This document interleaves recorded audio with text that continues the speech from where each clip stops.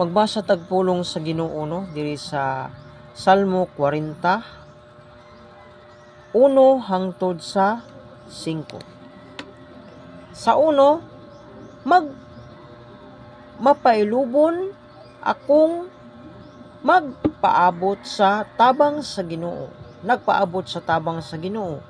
Gitagad ako niya og gidungog ang akong pagtuaw. Sa 2, gibitad ako niya gikan sa kakuyaw nga gahong sa gahong nga lapukon. Hiluna ako niya sa batong bantilis ug gipahilayo sa katalagman. Sa 3, gitudloan ako niya og bag-ong awit sa pagdaig alang sa atong Dios. Daghan ang makakita niini og mahibulong sila og musalig sa Ginoo. Sa 4, mulahan ang tawo nga nagasalig sa Ginoo ug dili modangop sa mga Diyos o uban niadtong musimba sa mga mini nga Diyos. 5, daghan ang katingalahang nahimo kanamo